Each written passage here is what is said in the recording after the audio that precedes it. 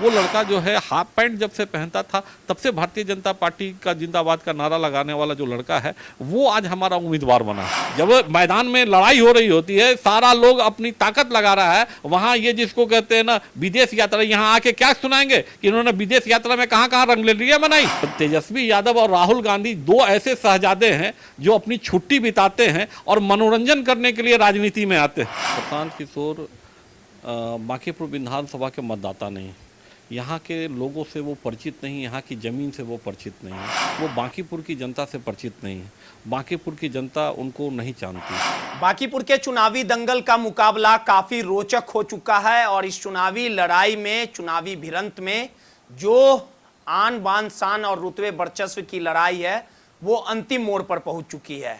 बांकीपुर के चुनाव में कहीं ना कहीं नितिन नवीन की साख और प्रतिष्ठा बन चुकी है और इस चुनावी मैदान में प्रशांत किशोर भी उम्मीदवार के तौर पे हैं, जनसुराज के सूत्रधार हैं और वहीं तेजस्वी यादव ने रेखा गुप्ता को चुनावी मैदान में फिर से उतारा है। और इन तमाम मुद्दों पे बात करने के लिए हमारे साथ भाजपा के कद्दावर नेता मुकेश नंदन जी हैं। मुकेश जी, जिस प्रकार से जो साख और प्रतिष्ठा की लड़ाई है, आखिर क्या माना जाए कि प्रशांत किशोर जैसे ही उम्मीदवार बने उसके बाद बांकीपुर में होने वाले उपचुनाव को लेके भारतीय जनता पार्टी का जो भी बड़ा चेहरा है, छोटे स्तर से लेके ऊपर स्तर तक, सांसद, विधायक, केंद्रीय मंत्री, सबको आखिरकार बांकीपुर में उतरना पड़ा, तो क्या माना जाए कि प्रशांत किशोर से भारतीय जनता पार्टी घबरा गई है?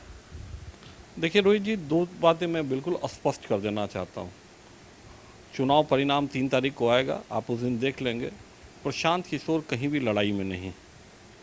हमारा मुकाबला अगर है तो महागठबंधन के उम्मीदवार रेखा गुप्ता के साथ है और निश्चित तौर पर आप इस लड़ाई को देखेंगे कि पहले भी हमने एक बड़े फासले से जीता है और इस बार भी फिर हम जो है एक बड़े फासले के साथ जो है, क्योंकि बांकीपुर का चुनाव जो है जब कभी भी भारतीय जनता पार्टी ने जीता है तो एक बड़े मार्जिन के आधार पर जीता है और वही रिकॉर्ड जो है पुनः आपको 2026 के इस उपचुनाव में देखने को मिलेगा। लेकिन इस पूरे प्रकरण को देखा जाए, जिस प्रकार से आप प्रशांत किशोर को हल्के में ले रहे हैं, आखिर क्या वजह रही कि रेखा गुप्ता भले ही दूसरी बार उम्मीदवार चुनाव मैदान में लड़ रही हैं, 2025 में 50,000 के तकरीबन उन्हें वोट आया था, लेकिन प्रशांत किशोर जैसा कोई उम्मीदवार नहीं था। अगर प्रशांत किशोर को हल्के में ले रहे तो आखिर क्या वजह है? तेजस्वी तो नादारद है, लेकिन केंद्रीय मंत्री नित्यानंद राय उतरे हुए हैं, सम्राट चौधरी को जाना पड़ रहा है, नितिन नवीन का लगातार दिल्ली से पटना दौरा है, 40 स्टार प्रचारकों की सूची है और कई दशकों तक लगातार बांकीपुर आपका गढ़ रहा है,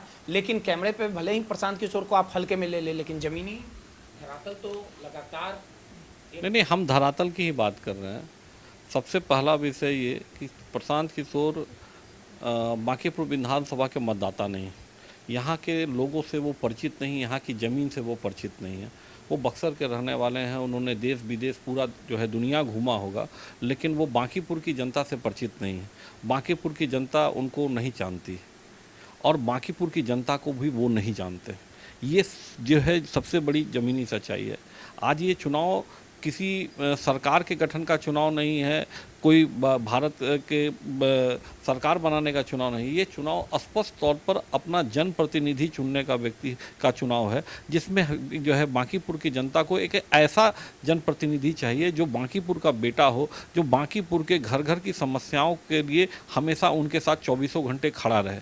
और ऐसा जो प्रत्याशी है वो केवल और केवल भारतीय जनता पार्टी ने उतारा है। आज भारतीय जनता पार्टी के जो पूर्व के जो विधायक थे, उन्होंने इतना अच्छा काम किया बांकीपुर में कि उनके रिकॉर्ड को देखते हुए भारतीय जनता पार्टी ने उनको अपना सबसे बड़ा पद जो है वो राष्ट्रीय अध्यक्ष का पद दिया। तो निश्चित तौर पर आप देखे होंगे कि जिस समय नितिन नवीन भी राजनीति में आए थे अपने पिताजी की मृत्यु के बाद, उस समय भी बहुत सारी आलोचना हुई कि एक छोटा बच्चा को भारतीय जनता पार्टी ने मैदान में उतारा है और आज वही छोटा बच्चा जो है वो धीरे धीरे देखते हुए आज भारतीय जनता पार्टी के सर्वोच्च शिखर पर पहुंचा।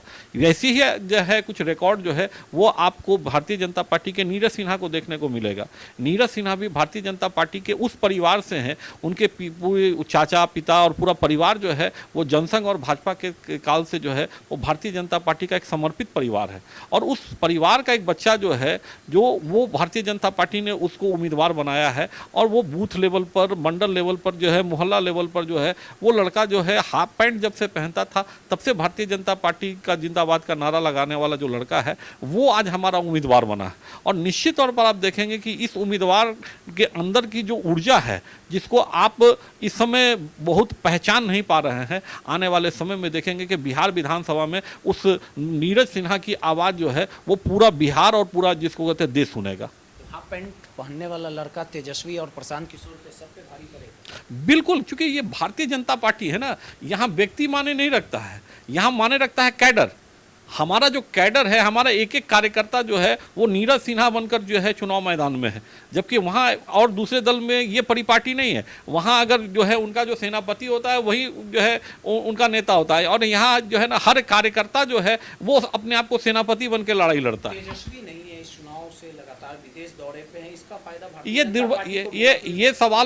ये सवाल हमसे कम और रेखा गुप्ता से ज़्यादा पूछना चाहिए कि आखिर उनकी पार्टी ने, उनके 35 विधायक हैं, इस पूरे चुनाव प्रचार में हमारा भारतीय जनता पार्टी का तंत्र या फिर बाकी जो दल है उसका तंत्र दिख रहा है, लेकिन राष्ट्रीय जनता दल का के जो है वो तो लग रहा है कि वो उस महिला को जिसको कहते हैं ना, और वैश्य समाज को तो जो है उन्होंने बेवकूफ़ बनाया। वैश्य समाज को समझना चाहिए कि अगर भारतीय जनता पार्टी ने वैश्य समाज को अगर हमेशा से सम्मान दिया, आज भारत के प्रधानमंत्री हैं, हमारे केंद्रीय सरकार में मंत्री कई वैश्य समाज के हैं, बिहार सरकार में जिसको कहते हैं उप मुख्यमंत्री रहे, कई विभिन्न जिसको मंत्रालय में वैश्य समाज के लोग हैं, लेकिन वैश्य समाज की एक बेटी के साथ जो दुर्व्यवहार जो राजद के कार्यकाल में हो रहा है, इससे खराब कुछ जो है ना वैश्य समाज को जो है अपमानित नहीं किया जा सकता। मुझे रेखा गुप्ता से सहानुभूति हो रही है। अरे उम्मीदवार बनाने, अरे उम्मीदवार कैसा उम्मीदवार, बिना हथियार का, बिना सेना का सेनापति। आज पता ही उनके 35 विधायक है, कितने विधायक आपको बांकीपुर विधानसभा में उनके लिए प्रचार करते हुए दिखे हैं?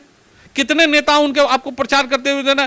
लालू परिवार का कोई व्यक्ति आपको चुनाव मैदान में कहीं दिखा क्या? ये तो उनको जो ना एक सुसाइड करने के लिए, जैसे आत्महत्या करने के लिए उनको मैदान में। आप लोग को ऐसा मलाल नहीं है कि वैश्य समाज का वोट भारतीय जनता पार्टी लेती है, लेकिन जब उम्मीदवार चुनने की बात आती है आज तो कायस्थ जाति को लगातार भैया आप आज अच्छा आप बताइए, नहीं अगर पटना नहीं पटना शहर की 5 सीटें मानी जाती है, और पटना शहर की 5 सीटों में पटना साहिब, कुम्हरार, बांकीपुर, दीघा और दानापुर, आप इसमें देखिए कि 2 हमारे वैश्य समाज के उम्मीदवार और जिसको कहते हैं विजेता है। दीघा से संजीव चौरसिया जी वैश्य समाज से हैं, कुम्हरार से जो है संजय गुप्ता जी जो है ना। अरे भाई आप एक नहीं हर सीट देखिए हर सीट पर वैश्य उम्मीदवार नहीं उतारा जा सकता है। हर सीट पर वैश्य उम्मीदवार नहीं। देखिए हमारा भारतीय जनता पार्टी समूह है, सारे समाज का वोट मिलता है, हमको सारे समाज को लेकर चलना है।